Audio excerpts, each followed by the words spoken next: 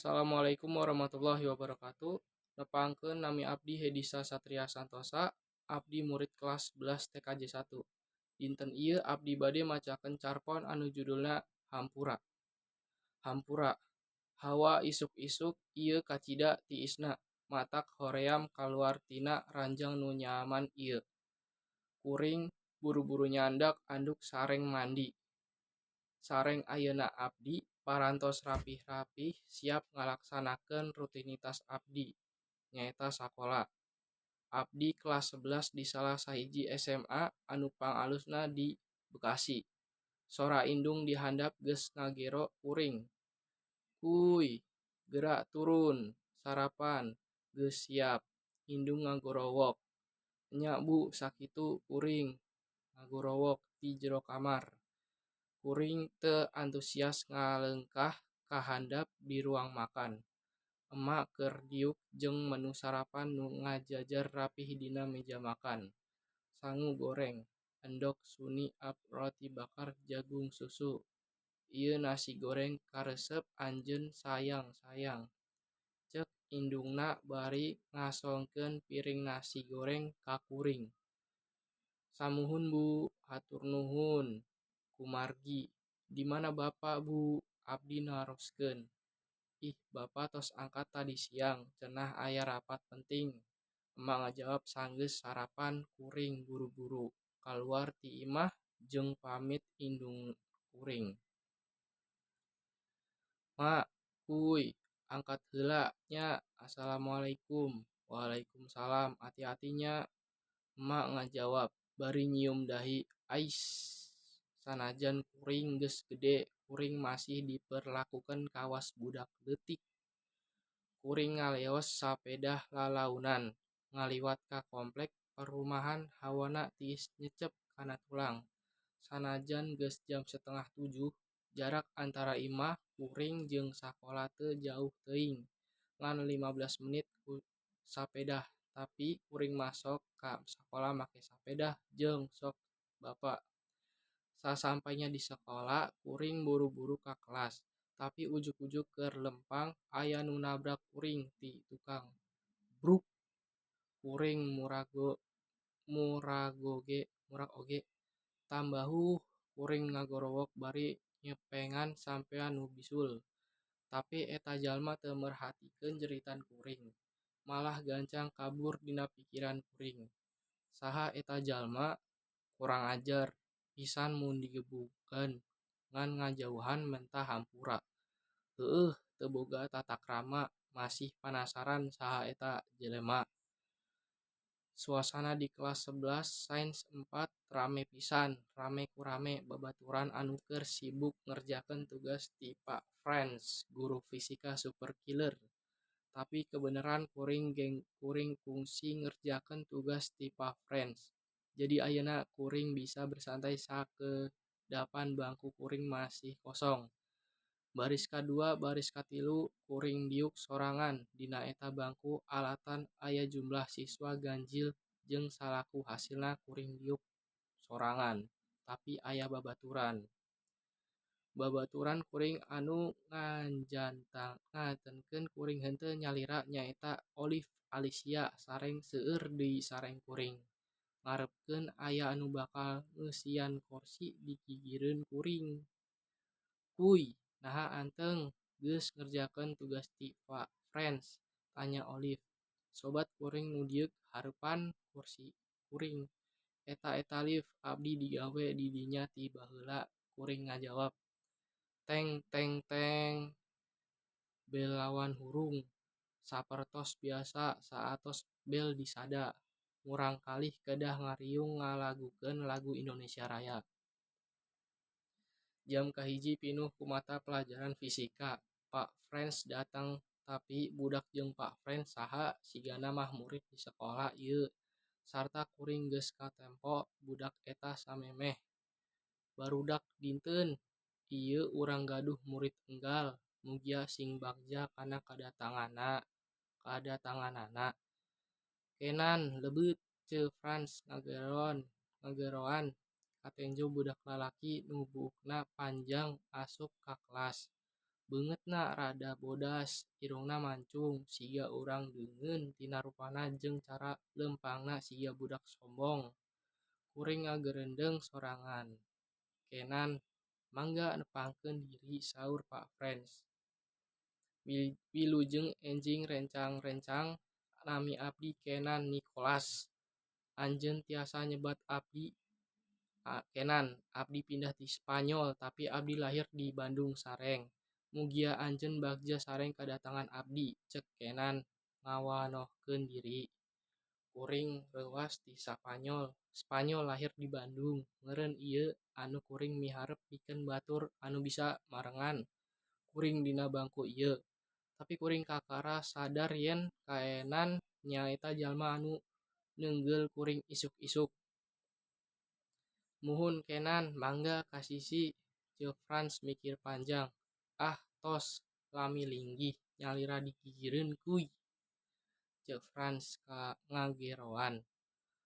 Sumuhun eta kuy, nu nabrak kana isuk ieu tanpa hapunten sarta ngan leumpang jauh.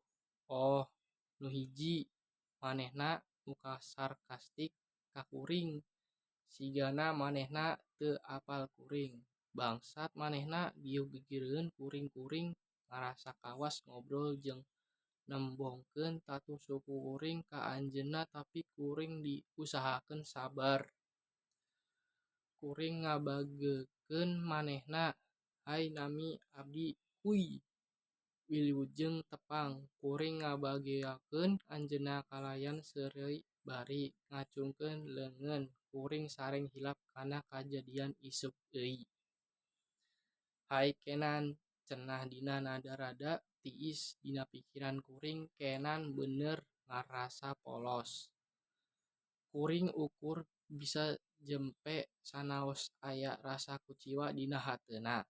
Anjeunna kedah mentah hampura ka kuring. Teng-teng, bel istirahat disada. Muhun murangkalih sakitu wae kanggo pelajaran urang. Ayeuna waktosna istirahat, ceuk Pak Frans. Kuring oge kaluar kelas. Kuy, antosan aya nu ngagorowok ngaran kuring. Kuring neutep ka tukang, neangan asal-usul sora. Alicia, aya naon? Abdi naroskeun. Kumaha rasana diuk deukeut jeung budak anyar? Pasti karasan alus utamana ti Spanyol, tanya Alicia. Sobat deukeut kuring. Heueuh, Al, katingalina sombong pisan. Sombong pisan jeung maneh nyaho yen tadi isuk-isuk manehna nabrak kuring, nepi ka suku kuring digaruk-garuk. Teu mentah hampura ka kuring, teu ngarasa salah. Kuring ngajawab dina nada lemah lembut. Meureun manehna teu maksudna ge. Alicia ditambahkeun. Dihajatanapi henteu anjeunna kedah mentah hampura ka abdi. Kuring ngajawab dina nada luhur. Ngadadak bruk, au nyeri. Kuring ngagereundeung nyeri.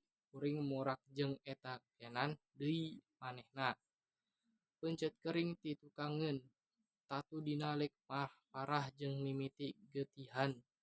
Budak anyar, sombong pisan, hampura Kang.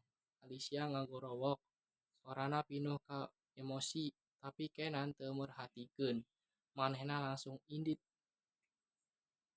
"Teu nanaon Alicia, teu nanaon nyaan," ceuk kuring nyoba ngahampura anjeunna. "Kenan, budak anyar geus 2 kali ngalakukeun ieu ka kuring. Isuk-isuk jeung sore ieu kuring nahan nyeri dina suku kuring, tapi nyeri ieu eueuh nanaon dibandingkeun nyeri dina hate. Kuring sabab anjeunna teu hayang menta hampura tina kalakuanana." "Naha anjeun cicinggeun kuy, anjeunna parantos 2 kali ngalakukeun ieu ka anjeun. Anjeunna nganggap anjeun musuh, henteu babaturan anjeunna jahat," kecap Alicia. Ngajadikeun kuring teu bisa ngomong. Naha anu diomongkeun ku Alicia leres. "Leres sadayana," ceuk kuring bari unggeuk.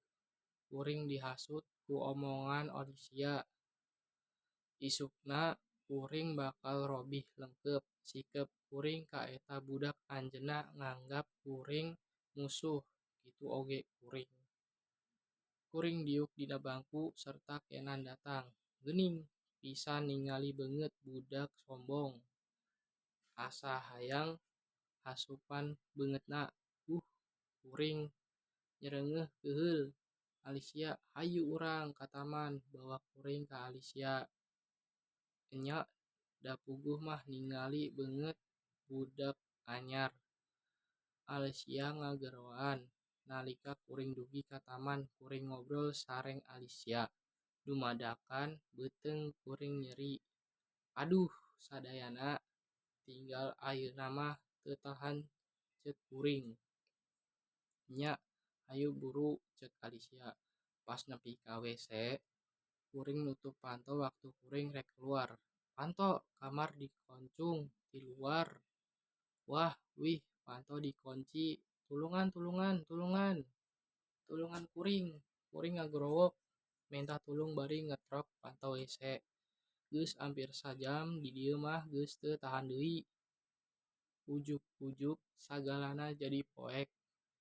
Kuring muka panon lalaunan panempoan kuring masih buram.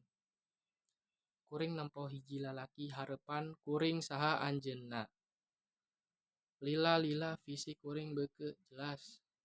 Teu etela eta lalaki eta Kenan. Kuring nempo sabudeureum kuring.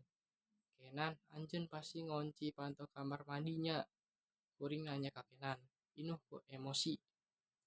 Jahat pisan anjeun, Kenan. Naon salah anjeun ka abdi? Anjeun nabrak abdi 2 kali, saring nyare asu ku abdi. Emosi kuring beuki parah. Kenan nutupan sungut kuring. Kuy, Kenan mah lain nu ngabodo, malahan Kenan nu nyalametkeun maneh. Panto WC-na teu dikonci, gantina dikonci. Sorangan, maklum panto WC-na teu kongsi di ropea, ceuk Frans antosan. Kenan ngabantosan abdi. Kenan janten anjeun ngabantosan abdi? Kuring nanya ragu. Ieu Gi, jawabna pondok.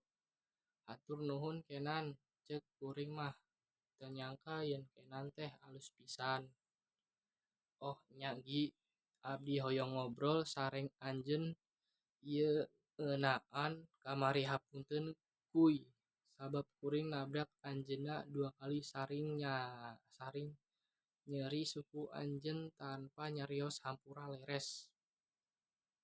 Kusabab kuring henteu hoyong menta hampura, tapi waktos eta kuring buru-buru, janten kuring henteu gaduh waktos menta hampura ka anjeun.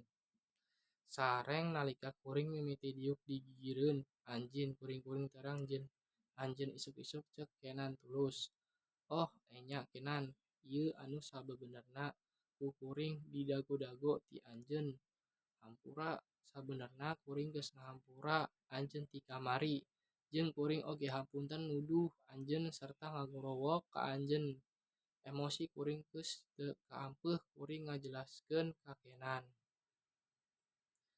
Hampura teuing sabab kuring tiis ka anjeun sanajan urang dina kaca sarua, ceuk Kenan. Kenan keur sajanten rerencangan abdi? Sumuhun sobat, tangtos abdi hoyong kuy. Bari nahan ramo leutikna. Sareng ayeuna abdi sareng Kenan leres-leres babaturan di mana wae urang angkat urang salawasna babarengan jeung tetelayeun Kenan pohara alus anjeunna sopan. Abdi reueus gaduh sobat sapertos Kenan. Selesai. Hapunten bilih aya kasalahan dina nepikeun carpon ieu. Mugi-mugi kapayuna tiasa langkung. Hade. Hatur nuhun kana kasabaran sareng perhatosanana. Wassalamualaikum warahmatullahi wabarakatuh.